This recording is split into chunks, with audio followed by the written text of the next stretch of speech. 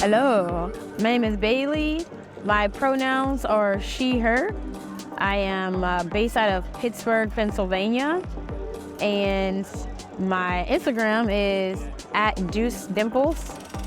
I got into cycling by commuting. Started out as a commuter, didn't have a car, just needed to get to A to B quickly without the hassle of public transit.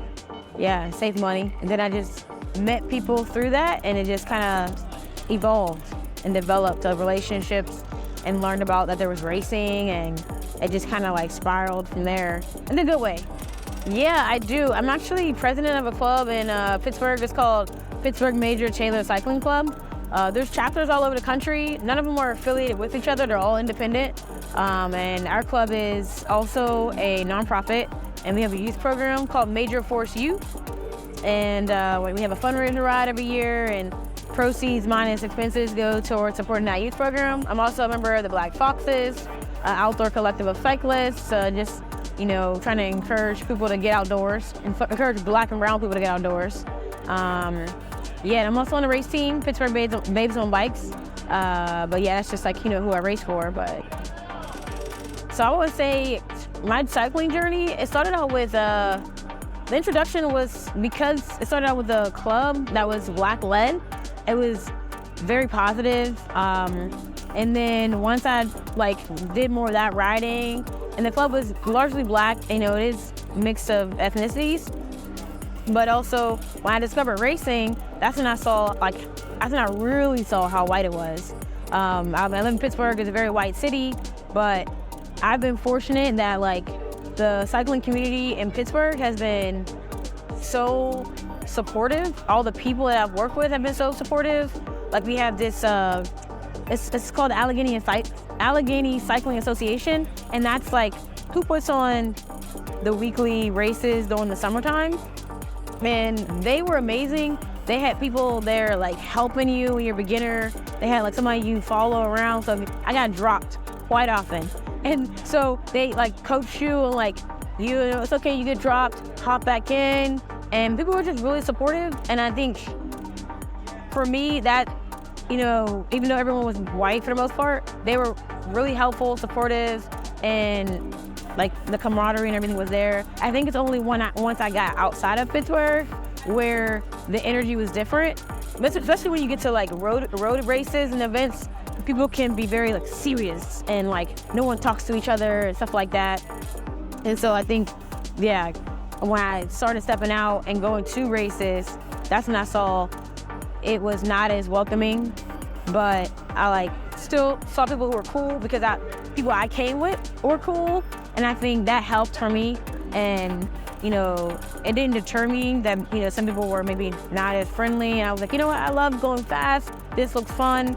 I'm gonna give it a go and persevere and push through. And then I met people like Aisha and the Philadelphia Bicycle Coalition in Philly when I went to races, and I was like, oh snap, there's other brown people racing, even though brown and Black people, even though it wasn't in Pittsburgh. So I think that helped, especially going to other larger races and seeing a few more, a full sprinkle. But I think I try to if someone was to do something, I assert myself and check them. If that was to happen, it's usually microaggressions they call it or something, or maybe someone's touching my hair or doing something.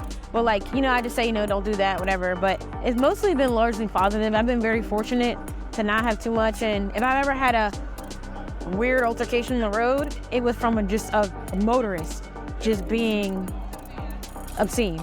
But yeah, I think it's really important that organizations are exhibiting with it FUBU, for us, by us, because representation matters. When you see someone who looks like you doing something, it's automatically a sign that you belong.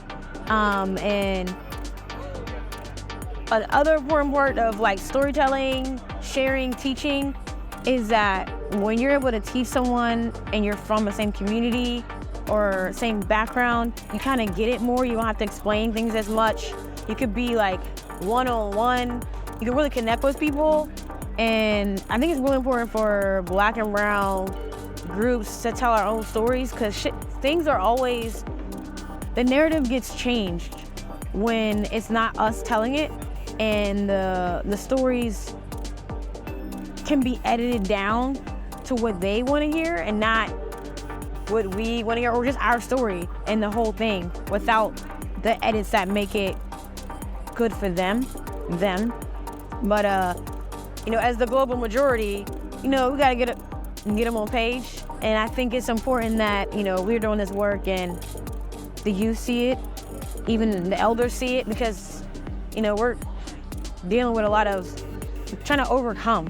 And a lot of times our parents and things just had to fight so hard for something. They're tired. And so it's nice that, we're able to still put in the work and let people know that, they're energized. There's people here who do the work, tell our stories, and elevate our youth, programming, education, without somebody else who is not a part of us teaching our kids, because then you got somebody telling somebody what they can't do, which has definitely happened before. Like, oh, you can't apply to that school, and things like that. So I think if you got somebody who looks like you and is from a similar background, encouraging you and doing the same thing, that the kids know they can reach for the stars.